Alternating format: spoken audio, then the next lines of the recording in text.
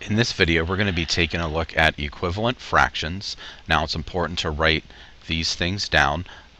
Equivalent fractions are different ways to name the same amount.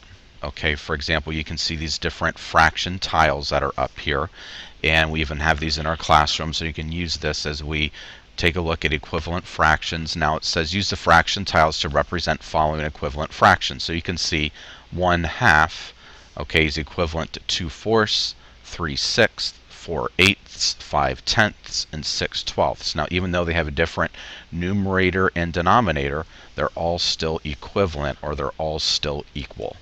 Now we're going to take a look at a couple different ways that you can make an equivalent fraction. First of all, you can make an equivalent fraction by multiplying. I want you to write down this whole entire page here. Okay, so it's important to know that whatever you do to the numerator, you must also do to the denominator. And if you don't do it to the denominator and you do it to the numerator, they do tend to get jealous and they will be upset. So you do not want angry numerators or denominators hunting you in your dreams or anything like that. So if we take a look at our 3/8, okay, we can see that if we want to just create our own equivalent fraction, we can multiply the numerator by 2, giving us 6.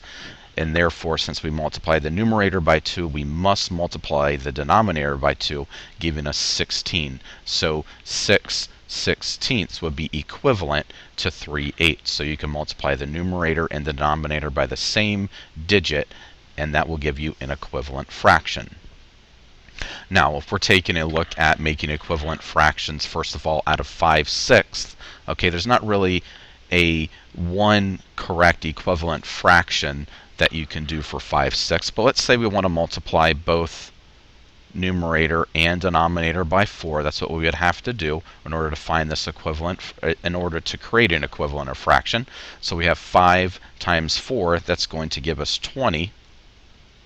So since we multiply the numerator by 4, we have to multiply the denominator by 4, giving us 24. So 20/24 would be an equivalent fraction. Or if we chose to multiply both numerator and denominator by 3, we can get 15/18. So whatever you multiply the numerator by, you must multiply the denominator by. That's the key rule. So 1/10, let's take a look at that. Let's do this together. We're going to create an equivalent fraction. We're going to multiply the numerator by 3. So since we multiply the numerator by 3, we must multiply the denominator by 3. 1 times 3 will give us 3. 10 times 3 will give us 30. For 3/30ths, 3/30ths is equivalent also to 1/10. And we know that because we multiplied both numerator and denominator by the same digit. Now for the next one, 3/8. If we want to create our own equivalent fraction, we can multiply the 3, let's say, by 6. The denominator by 6 as well. It has to be the same number. 3 times 6 will give us 18. And 8 times 6 will give us 48 for our answer. Now what I want you to do is the final one all by yourself, and there's not really a just one correct equivalent fraction that you can create. However, you do need to multiply numerator and denominator by the same digit. If you multiply the numerator and denominator by the same digit and do your multiplication correct, you will have an equivalent fraction. So let's say I multiplied my numerator and denominator by 8. I have 10 times 8 will give me 80. 20 times 8 will give me 160, and that is equivalent to 10/20ths. Okay, so key rule, multiply both numerator and denominator by the same digit. Now you can also create equivalent fractions by dividing. Okay, now once again, just like with multiplication, whatever you do to the numerator, you must do to the denominator. Now it is important that you find a digit that is divisible by both the numerator and denominator. Okay, so you can't just, for example, say 2 for this one, because 2 is not divisible. 2 does not go into 15 equally. So you need to find a digit that can go into both numbers equally, and then you can divide both numerator and denominator by that number. So let's take a look at the first one. Okay, and if we're looking at 5/20ths, what I need to do is I need to think about a number that can go both into 5 and 20, and I'm just going to use the number 5. So if I want to make an equivalent fraction by dividing, I have to divide the numerator by 5 and also the denominator by 5. I know 5 divided by 5 will give me 1. 20 divided by 5 will give me 4. So 1/4 is equivalent to 5/20ths. Now let's take a look at the next one. I want you to do these next 3 problems with me. We have 8/16. Now there can be a number of digits that can go into 8 or 16. I can have 2, I can have 4, I can have 8. Okay, I'm just going to choose the number 4 for this. So I'm going to divide my numerator by 4. Remember, we're just creating equivalent fractions here through division. So whatever we do the numerator, we must do to the denominator. 8 divided by 4 is going to give me 2. 16 divided by 4 will give me 4, for 2/4 being equivalent to 8/16.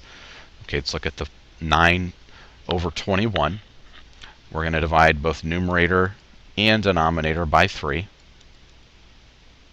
I know 9 divided by 3 will give me 3. And 21 divided by 3 will give me 7. You can see both numerator and denominator were divided by the same digits. And then finally, 20/25. We need to create an equivalent fraction, so I'm going to divide both numerator and denominator by 5. It's important to select a digit that can go into both numerator and denominator. 20 divided by 5 will give me 4. And 25 divided by 5 will give me 5.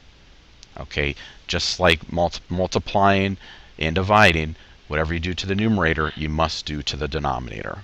Now what we're going to do is we're going to find the missing numbers, and we're going to use what we've learned about equivalent fractions to find these missing either numerators or denominators. Now, on the left-hand side, we have the fraction, and on the right-hand side, something happened to this fraction in order to get it to this fraction, but we need to figure out the missing numerator or denominator. So we have 3/7, and what we need to do, we need to figure out what happened to that 7 so you can turn it into a 28. We don't know what happened to that 3 yet because that's not showing. So what happened to that 7 in order to make it a 28? Now, if the number increases, it's obviously multiplied. If the number decreases or gets smaller, you need to use division.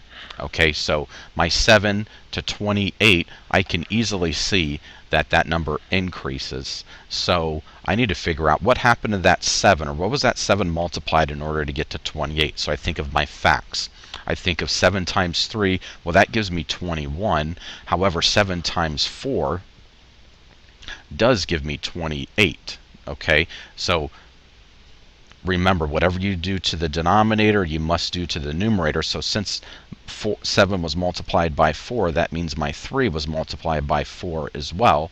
Okay, so my missing numerator would be 12. Okay, let's take a look at my 8/24. So I can see that something happened to my 24, but I don't know what.